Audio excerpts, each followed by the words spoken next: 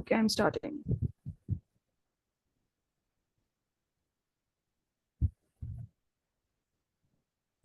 Assalamu alaikum and good afternoon, everyone. My name is Iman Nazir and I am the DEI Program Officer here in HR Metrics. As we proceed ahead, I would like to inform that this session is being recorded.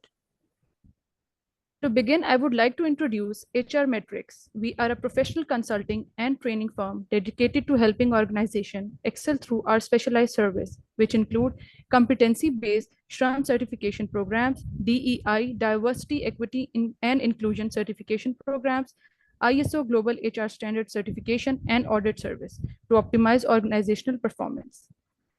As this webinar is DEI focused, so I would like to emphasize on Diversity Hub. Diversity Hub Pakistan is a center of expertise within HR Metrics, with a mission to help organizations become sustainable through inclusive culture and behavior change. Diversity Hub reviews emerging global best practices, carries out local research to understand industry needs, produces data-driven research reports, and designs bespoke solutions to facilitate desired outcomes. It also maintains competency inventory of its members to promote mutual learning and networking. A few initiatives of Diversity Hub include annual GDEIB Awards and Conference, Women Leaders for Board Director, Equal Opportunity Advocacy Council, Global DEI Certification, DEI magazine called Workforce Tomorrow. For today's webinar, HR Metrics is pleased to have Mr. Zahid Mubarak, CEO, Mr. Zahid Mubarak, SHRM, SCP, SPHRI, GPHR, CEO HR Metrics, President SHRM Forum Pakistan, member ISO HR Standards Technical Committee 260, former member Pakistan Stock Exchange Task Force on ESG, former board director for the Center of Global Inclusion USA. Over to you, Zahid. Thank you.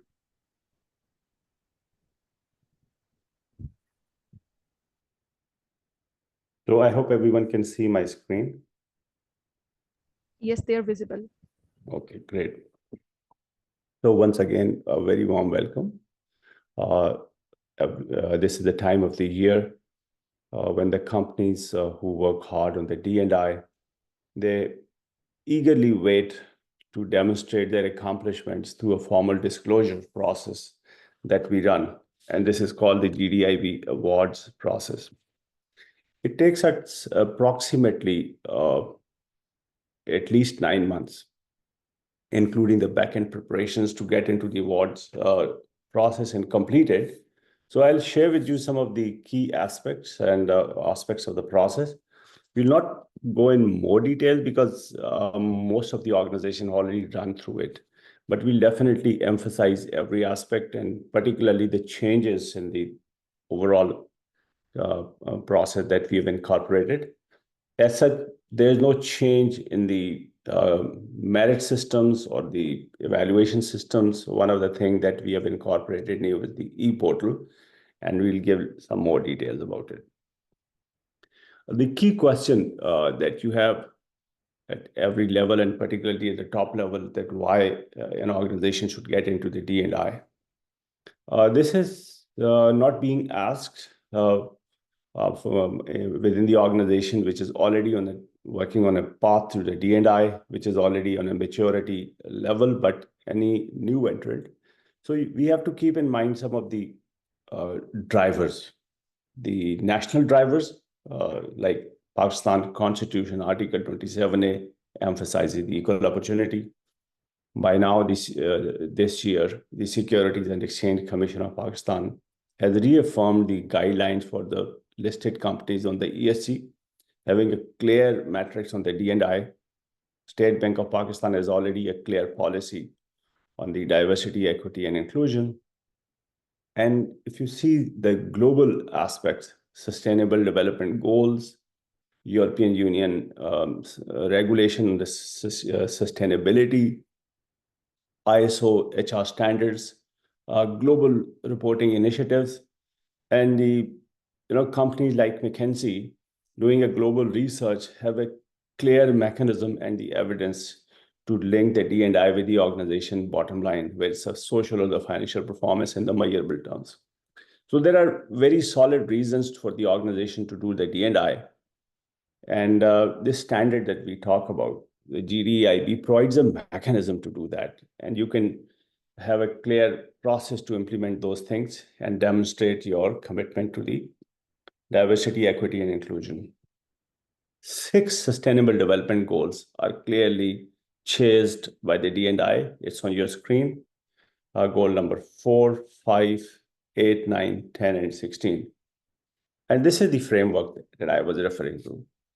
I know most of you who are here in the webinar are already familiar, but the information that we are going to provide is going to be similar for everyone. So for some of you, it might be a repetition. So please don't get upset with it. I hope you are able to get even you're fluent with the D&I process, the award submission, but still you'll be able to have some extra information that can be helpful to you in successful submissions.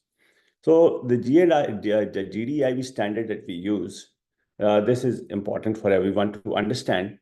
And we'll talk a bit more about it. In the first instance, we must acknowledge the efforts of the 3 global authors who have been instrumental, who put in a lot of effort in developing these standards. Those includes Nini Mulefi from South Africa, Julie O'Mara, and Alan Richter from the United States.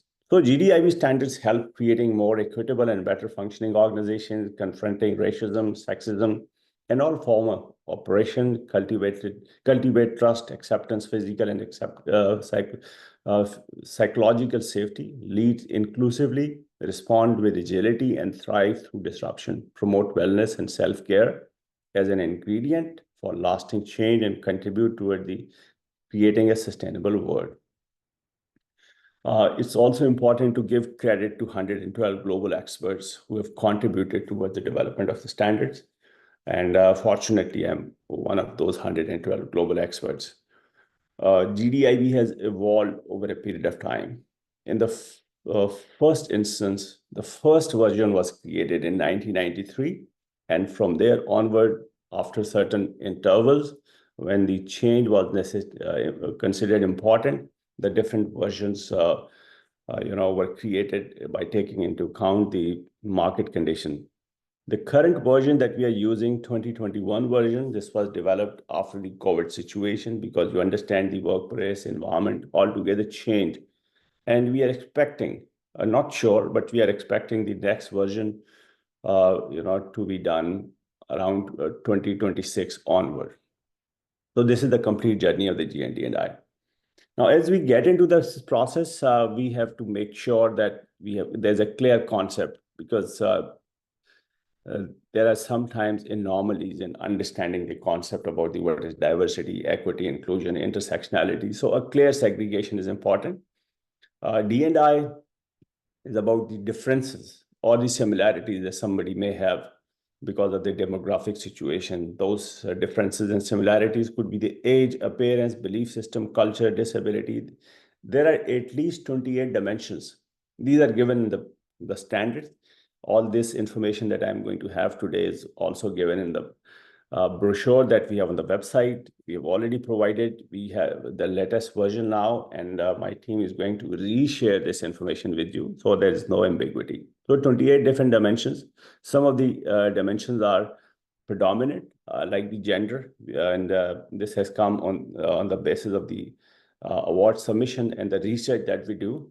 But the organization is getting into the other non-conventional dimensions also, like you would have seen quite recently, one of the company in Pakistan, like Angro, coming up with the senior citizens internship. Now that's a unique concept that after being retired, you go for the internship. But what is that internship? How does it pay off the individual and the company? So this is how the new concepts are coming in. So we have to see that we don't look at the D&I from a single lens. We see it from with a wider consideration. So these same 28 dimensions are given in the infographic way. The equity is generally misunderstood. It's confused with equality. Now, that's not the case. Basically, both equity and equality talk about the fairness and the justice. And the equity is When you talk about the, removing the systemic, group, and individual barriers and obstacles that hinder opportunities and disrupt well-being. And equity is achieved through the elimination of the policies, practices. So, as I said, both promote fairness, but equality achieves fairness through treating everyone in the same way, regardless of the need or the circumstances. Where in equity, basically you achieve the fairness through treating people differently. So equality talks about the uniform treatment, equity talks about the treatment based on the different needs and the circumstances. And I think this slide would give you absolutely a clear idea about what is the equality and what is the equity. Inclusion is about welcoming people in the organization, not only in terms of putting them together, but making them feel valued. So somebody said very rightly that inviting people to the party is the diversity and making them dance is the inclusion. So you make sure that whoever is part of the organization feels valued, regarded, and also successful in the entire, life cycle. The next thing is the intersectionalities when at least two aspects of the D&I overlap. For example, you have the disability and you have the gender, both at different dimensions, but they overlap. There's a woman also who is a disabled also. This is called intersectionality. So coming back to the GDIB architecture, which is important for everyone to grasp, it has got total 4 main groups, 15 total categories, and 275 benchmarks. This we have to keep in mind. The first group is called the foundation, and the foundation has got the 3 categories. It's basically about the driving the strategy through the categories like the vision, strategy, and the business impact. Now, this is the heading. Under each heading, you would find a 2-liner definition of what do we mean by vision, strategy, and the business impact. It includes developing a strong rationale for the D&I vision, mission, strategy, and alignment with the organization goals. And then we have the leadership and accountability, D&I structure, and the implementation. So these things come under the foundation category. I would like to give you the full view of how this basically looks like, this category. So the GDIB standards that you have, I hope you can see on my screen. This is the same category that I talked about, the vision, strategy, and the business impact, right, within the document. Now, you see there are at least 20 benchmarks over here, and there's a progression, progression levels, starting from inactive, reactive, proactive, progressive, and the best practice.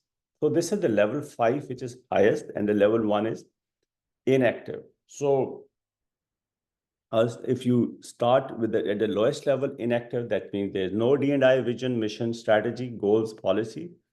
If you go to the reactive, there are 3 benchmarks, but at the very basic level, for example, basic D&I vision, mission, and strategy have been developed. Usman, kindly mute yourself. Sadi, please assist. D&I is defined broadly to include some dimensions beyond gender, race, and ethnicity, and one more benchmark. If you go one level up, you see the proactive.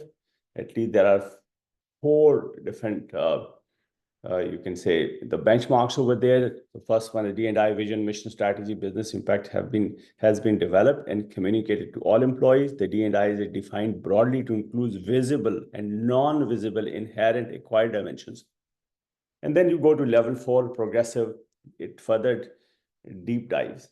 The organization D&I vision and goals to embed equity, prevent harassment, and reduce or eliminate discrimination or oppression as a part of the organization strategy. The majority of the stakeholders acknowledge the D&I is important. Now there's a validation mechanism. The people, the different stakeholders, they acknowledge that this organization is doing good on the D&I. And obviously, it's the evidence-based and D&I competencies that help achieve the D&I strategy as demonstrated. And what are those competencies? So The final and the fifth level is the best practice, where the D&I strategy is an integral part of the overall strategy and is reflected in the vision and values. D&I is embedded in the organization culture as a core value and source of innovation, means to develop sustainability and success. So I went into more detail. The purpose was to give you a complete idea about how the benchmark looks like. So you can call this as a category. These are the benchmarks. So there are at least 15 to 20 benchmarks in every category. And as an organization, as an applicant, you are expected to comply with at least more than 50% benchmarks in the level you want to apply. For example, you choose to apply to the progressive level in the vision, strategy, and the business impact. So in the progressive level, C, there are 1, 2, 3, 4, 5, 6 benchmarks. So you have to make sure that you are able to comply with at least 4 benchmarks, because 3 is 50% and 4 is more than 50%, right? And you can choose which one you want to apply. So for that matter, you have to provide the narrative and at the same time provide the evidence in the form that can support your narrative. My colleague is going to walk you through the portal and will give you more information on that. So I hope you're clear about the structure that I was talking about. So the foundation group, the internal group, which is primarily about the HR management, includes the recruitment, advancement and retention, job design, classification, the compensation, work-life integration, flexibility, and the benefits. The external group, which includes the community, government relations, the services and the products, marketing and the customer service and the responsible sourcing, and the bridging, which connects everything through the categories like the assessment, measurement, and the research, D&I communication, D&I learning, and connecting D&I with the sustainability, right? So 275 benchmark, 15 categories, 4 groups. This I'm summarizing. And every category has got the 5 different levels of the readiness.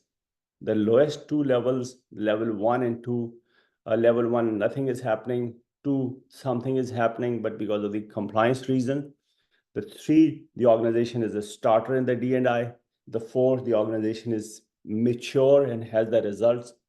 And in the level 3, they may not have the results. And the 5th, they are known in the industry for their good practices. So this is how the progression goes on. The D&I awards are applicable only for the top 3 levels. There's no award for the level 1 and level 2. But keep in mind that it's always, always a desire by the organization to apply for the higher awards, but you have to consider that evidence is important.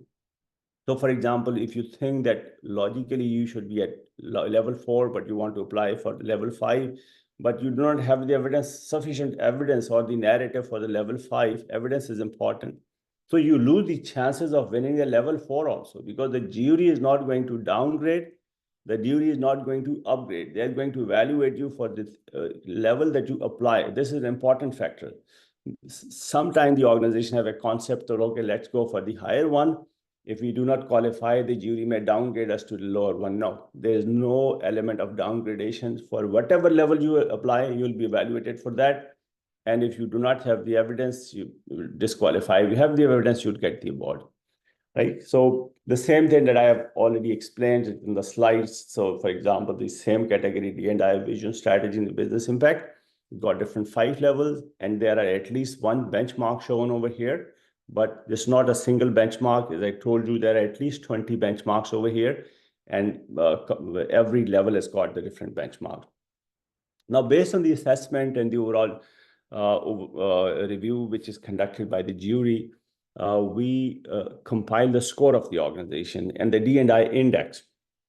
For example, there's an organization which has applied for all the 15 categories, and based on the assessment, it is found that 7 categories are the best practice. So if best practice has got 5 marks, so multiply 7 with a 5, you get 35. There are at least 5 categories where the organization has 4 level, the progressive. So 5 multiplied by 4, 20. And there are these 3 categories the organization is considered to be proactive. And you have the 3 marks for the proactive. So 3 multiplied with 3, 9. You sum up everything, 64. Now, the highest score that can be there for any organization that is 75, because 5 marks is the highest for any category. There are 15 categories. 5 multiplied by 15 is 75. So you divide 64 by 75, 85%. So you know that you're on a maturity level of the D&I. If you are implementing all the category, you stand at 85% of the overall. And this gives you basically not only a baseline, but also you can set the benchmarks for the next year. And the organizations who get into the award with us, we give them the individual report, one pager infographic, which can tell them that what is their D&I score and the D&I index. And the next thing, as I said earlier, why should you get into it? The key benefits for the organization, the soft benefits and the hard benefits, the tangible and the intangible. So in the broader term, the organization is contributing to the greater good of the society, and you're able to improve the organizational performance. How the organization performs?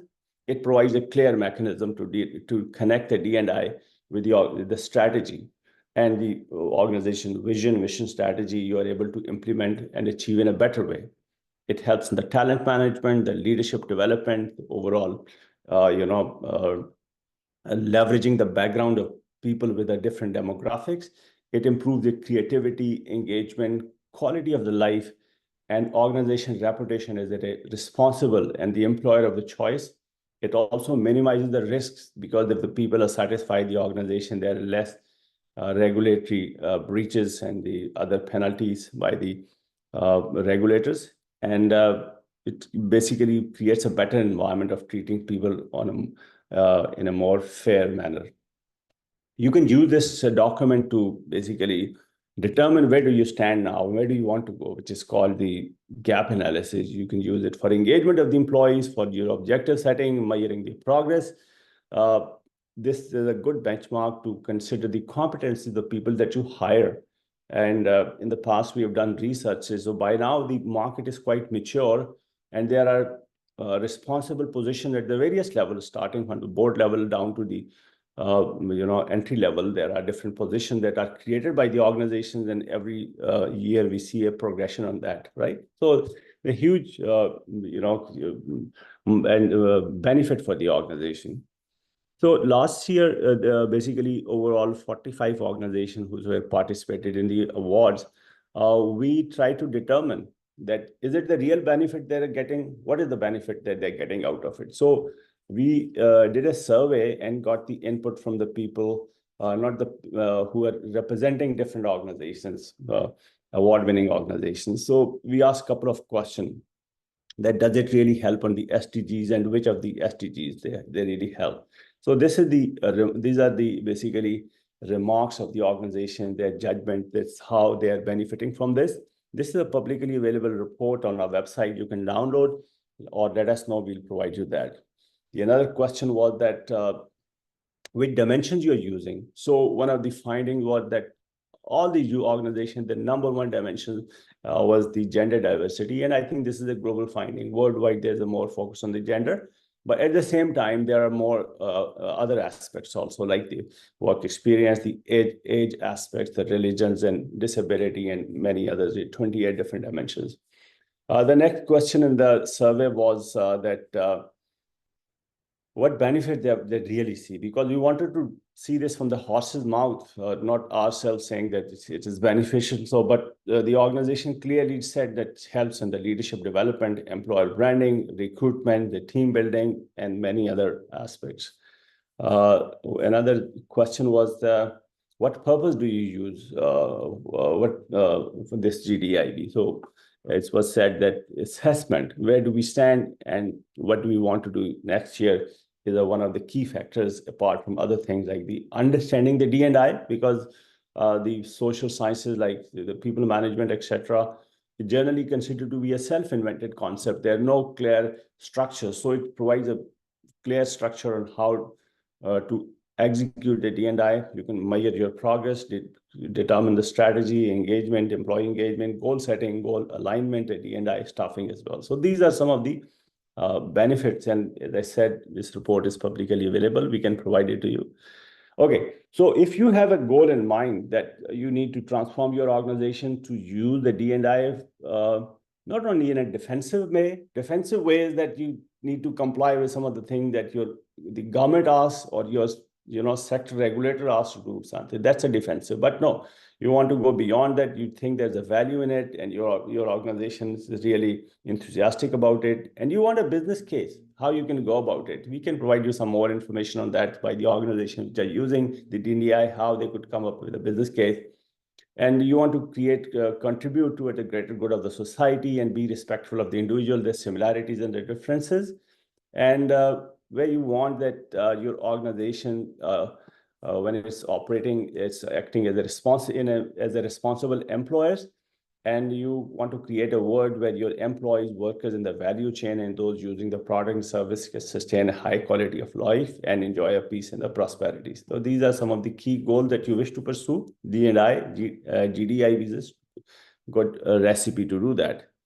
So the purpose of the award, why do we get into it? It's a lengthy process, and we want to recognize, we want to create appreciation mechanism, and we try to engage the wider stakeholders, the board directors, the CEO, the professionals, even some of the regulators, the government officials. So the the business association, the technical association. So there's a good branding of the organization. There are brand recognitions, and I have seen most of the organizations pitching this data in their annual reports, sustainability reports, because the stakeholders, they need it. The investors, the shareholders, by now they're very clear that they need this information, and the evidence is always helpful to them. So that's our purpose. We have an independent jury. This is the 2024 jury. We are in the process of convening the jury for the next year, and hopefully some of the members would be repeated, but some may be the new. But the point is that the awards are being assessed by an independent jury and not the HR matrix. We run the process, but to ensure the neutrality, we want to do it through a third party. The GDIB rewards are being represented by almost all the sectors. Of course, these participations are different by the different sectors. They're different, but it's an equal, but there's I think, good participation for different sectors, and predominantly by the service industry. And but all the sectors are represented over there. We have seen a good appetite in the organization in the past couple of years. We launched the GDIB in 2015, actually, but formally, we did just get into the award mechanism in 2018. We kept on improving our system, the process. So you can see the number of the organizations going higher and higher every year. Even the number of the categories, last year to 283 category was applied, and 26 did not get it. To 255, 7 categories were approved for the award. So you have to keep in mind that when you apply for the category, there's a possibility you may get it, you do not get it. And your justification is not valid if you say that past year we got it and why we did not get it this year. We are open to it. The awards are merit-based as long as you are able to comply with the requirement, you have a solid narrative, you have the solid evidence, nobody can deny it. But if that is there's a shortfall over there, it would be a problem for you. This is the overall D&I score of the past year. And it's the organization, sometimes they go for the incremental changes, sometimes they go for the transformative changes. They have a drastic improvement on the D&I, but this is just a reflection from the past. As I said, we maintain the score of the organizations for whatever time they are with us. And based on that, we create like the maturity curve, and we make this information publicly available also, particularly the high achiever, like the top 10 or the top 20 companies, because it gives them more recognition. Now, one of the key things that you have to keep in mind for the next year is that there's eligibility criteria for this. And that criteria is that there's a time frame within which your initiatives should have been done. That time frame is from July 2023 to 30th June 2024. This is a 1-year time frame. Keep in mind, this is the benchmark for this year.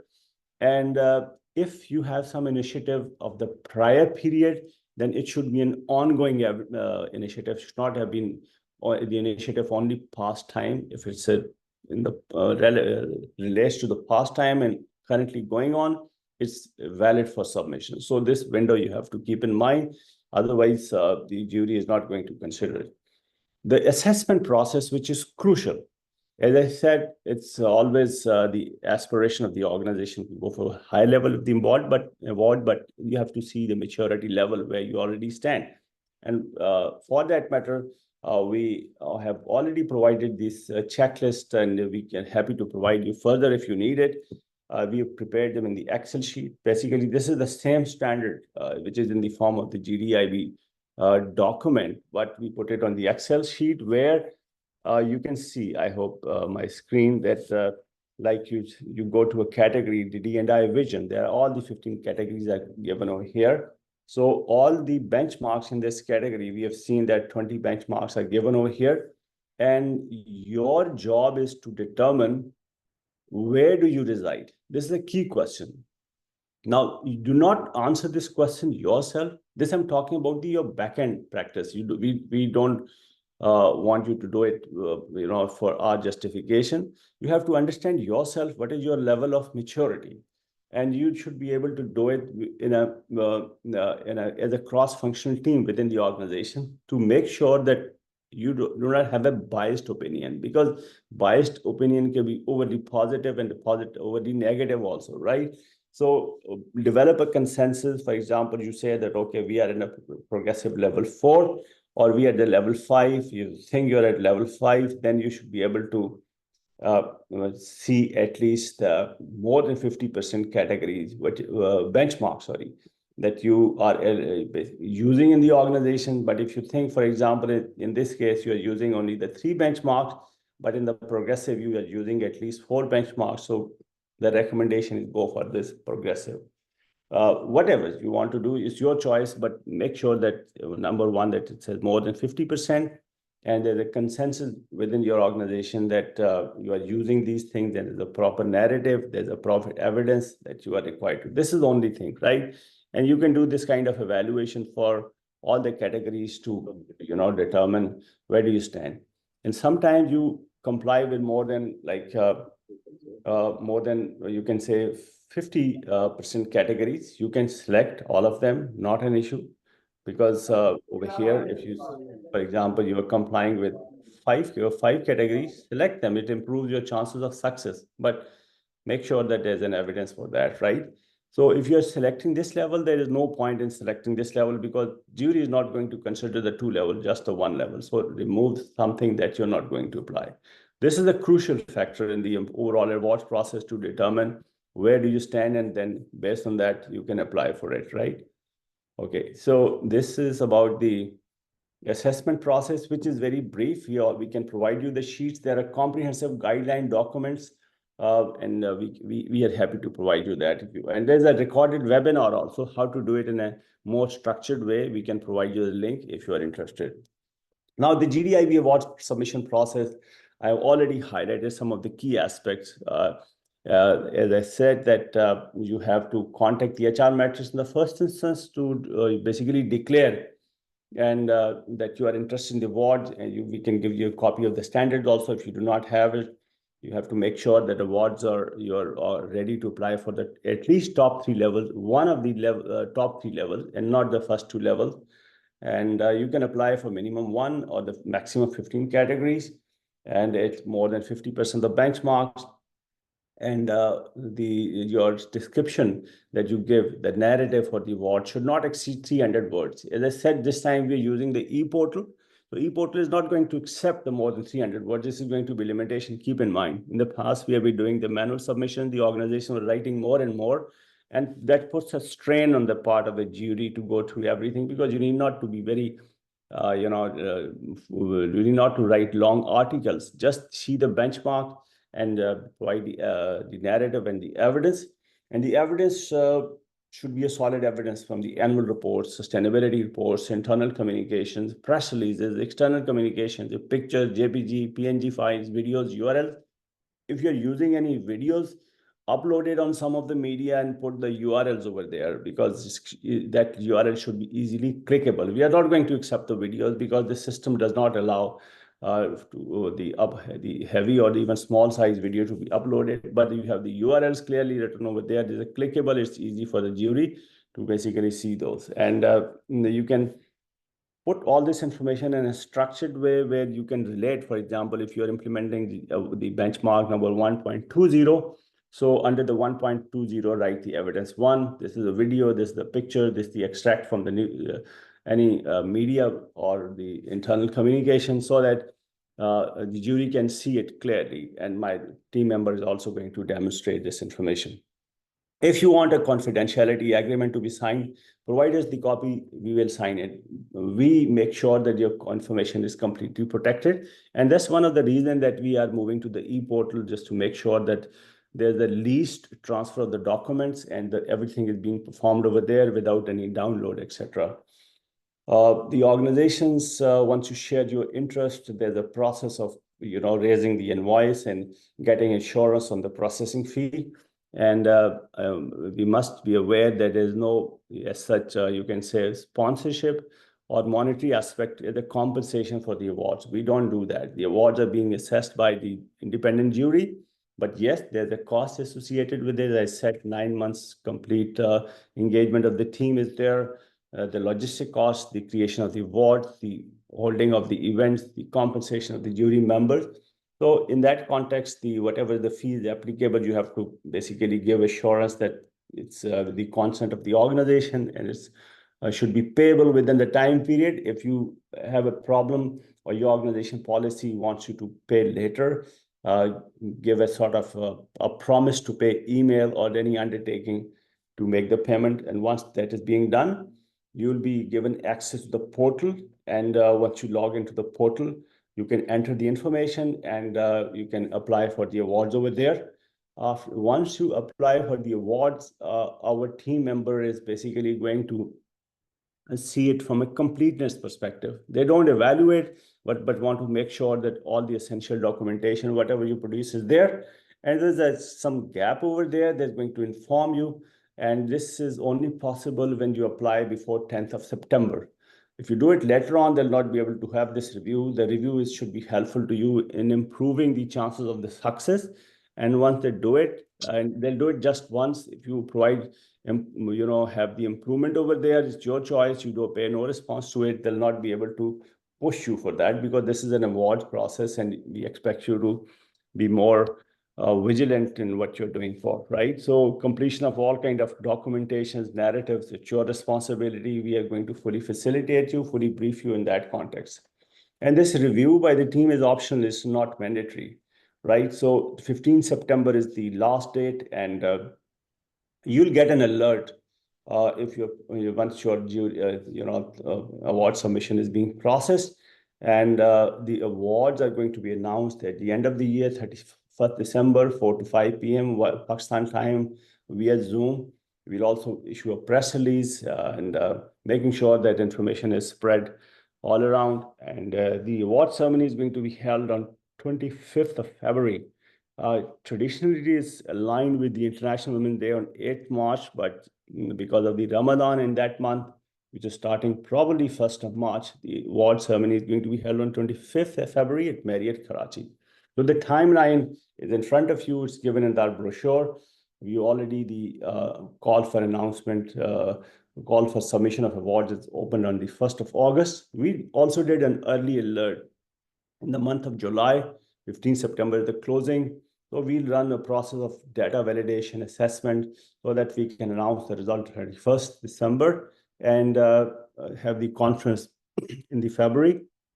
In the conference, we invite all the award participating organizations. And since the speaking slots are limited, time is just limited. So we engage the top 10 company speakers, mainly at the CEO level or at the CHR level. So this is all about the overall briefing. If you have any questions or comment, feel free to ask now. But before you ask anything, I would prefer my team member to walk you through the submission portal so that you can see the practical aspect of what I talked about, particularly with regard to the submission. And then I'm open to any question or comment from your side. So I am stopping to share my slides and request Ikra and Iman to walk through the portal, and then we can handle the questions, right? Thank you so much.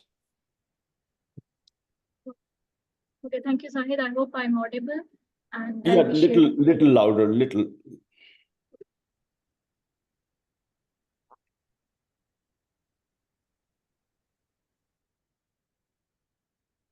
Is my screen visible?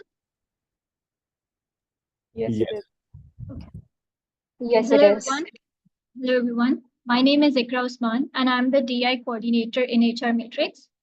I'll be giving you guys a brief introduction regarding the GDIB Award Submission 2025.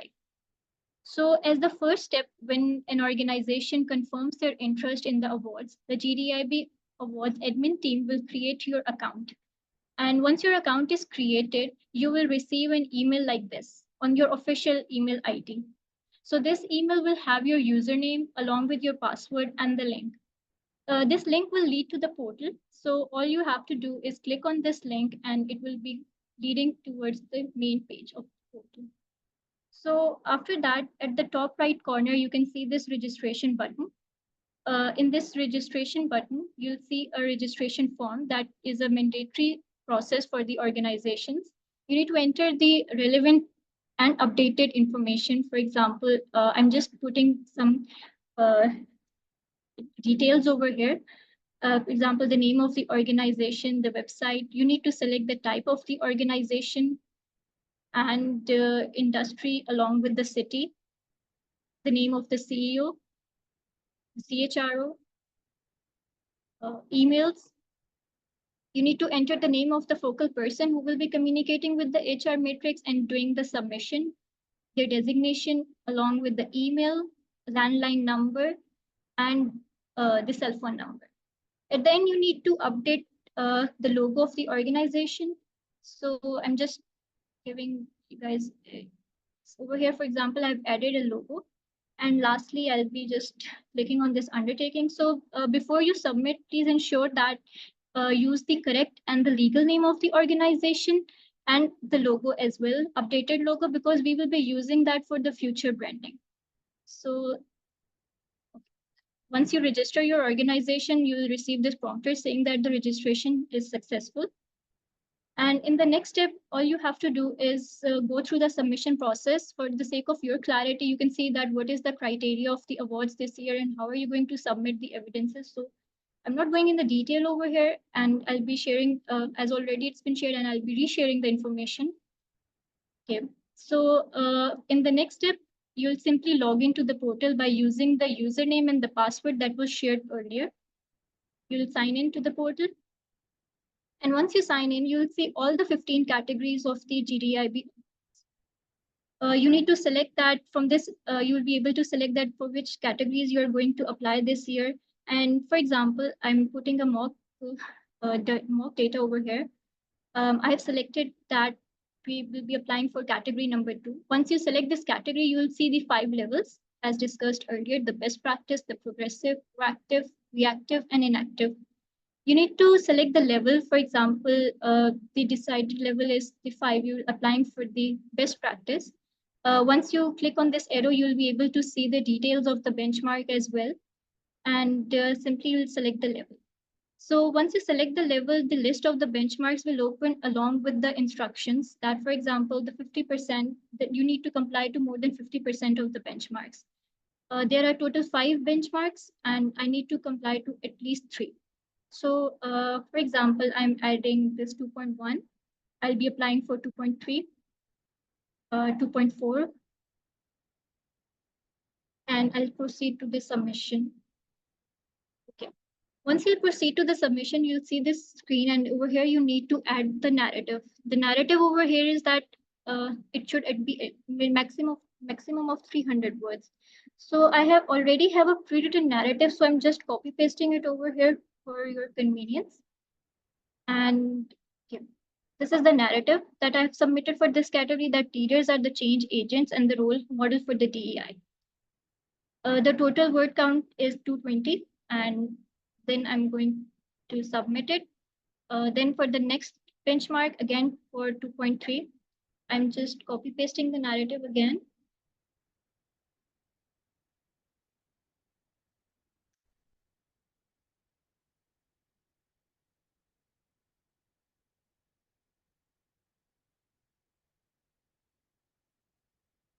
And for 2.4 as well.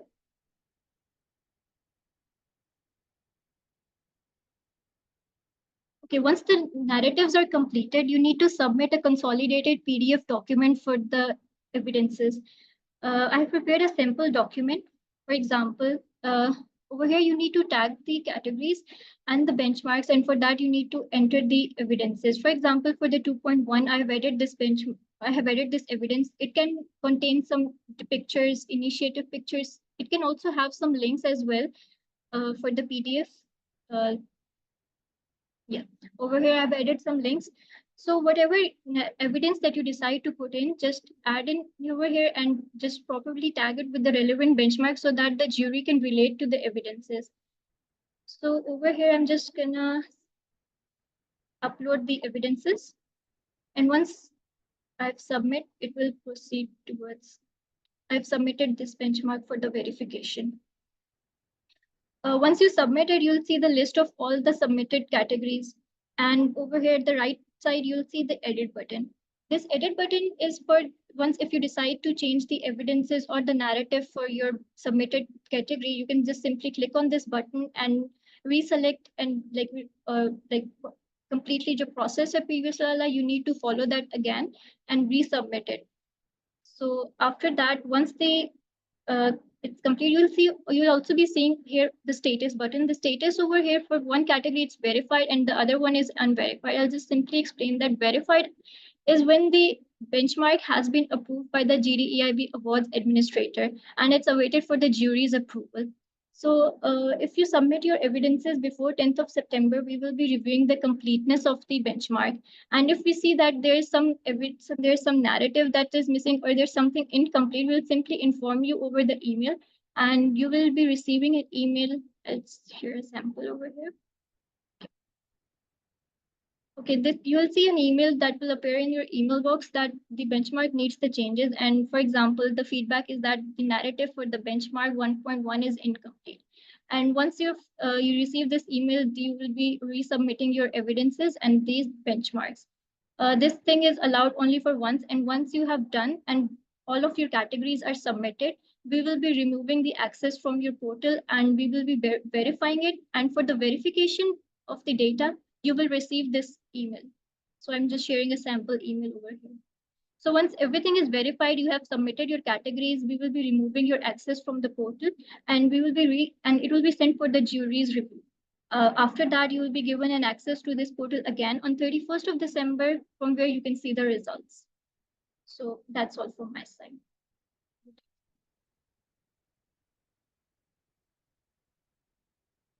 Excellent. Thank you, Ikra, for a thorough briefing. And we are now open to any questions on the comment that you may have now, or even you can ask it later. I hope everyone has the contact details of my team. So over to you. Feel free to keep your video on if you want to. Otherwise, if you write in the chat box, we'll still be happy to respond.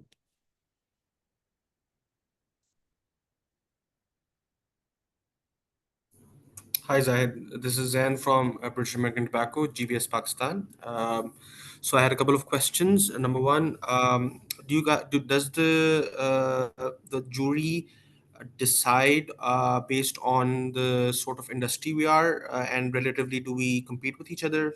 And I'm asking this because GBS Pakistan is a shared services company, and I could not find that anywhere in the list of when I was registering for the company. Okay, so I think you can apply for any company, any size, any legal entity can apply for it. The only thing is that there's a column over there, like the others. You can write your status over there if you don't find any of the name, the predominant legal entity name over there, right? If you're referring to some of the graphical information that I shared, that's what is about the past. So let us know the exact, the nomenclature of like the category to which you belong. We can think of configuring it if you think that there could be more organizations in that category. But if it's a single one or the one-off, you can still write in the other and we'll accept it. All right. And one more question is,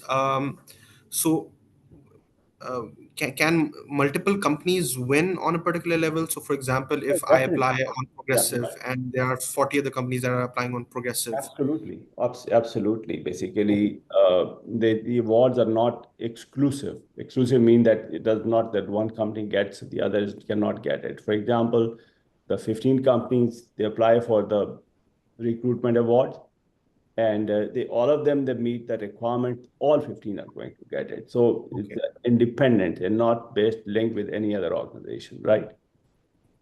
Right. All right. That's pretty much it from my side. Thank you very much. Thank you.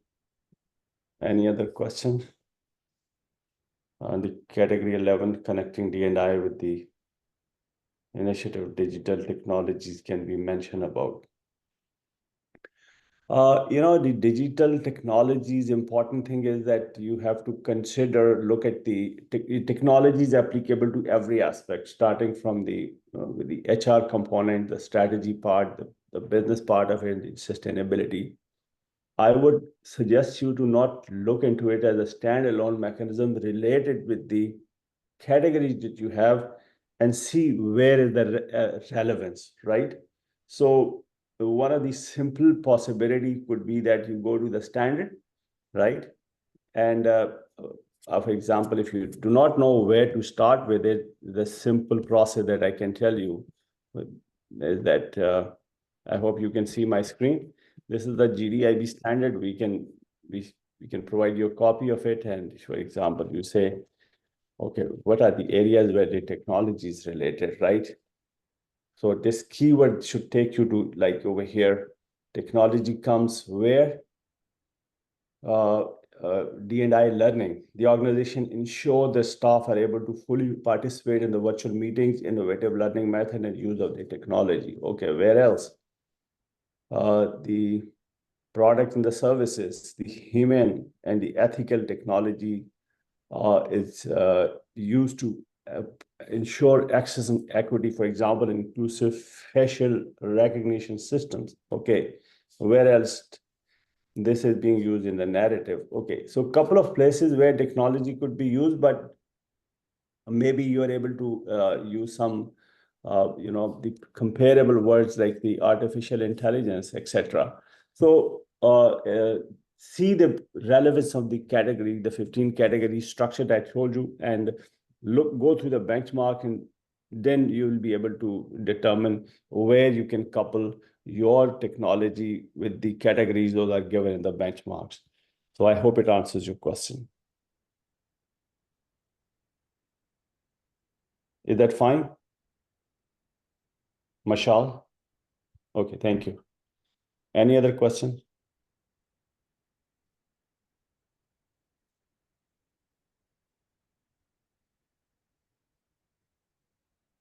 Okay, there's no question. I'm assuming that you're clear about it and we are open to it. Feel free to stay in contact and don't wait for the last moment. This is a time now to basically consolidate whatever you have done, organize it, have it reviewed internally so that there's a, little changes that you have to incorporate. But as Ikra has already said, even if you make a submission till 15th of September, till the time your access to the portal is closed, you can do the changes. Make sure that information that you put is not only right information, but also correct in a way that, for example, do not write casually the name of the organization, because it's written in a certain way that would appear in all the communication, and then you get upset that, okay, why organization name isn't written correct? Or you may use in certain cases we see the people sending the outdated logos, and then once that logo appears on their award, they say, okay, why we are using the old logos? Basically, we rely on the information that you provide, so make sure that it is correct and accurate. That's all from my side. Take care of yourself. We are closing the webinar, and we'll provide you the recording. And Sadia, you may like to close it. All the best, everyone. Bye-bye.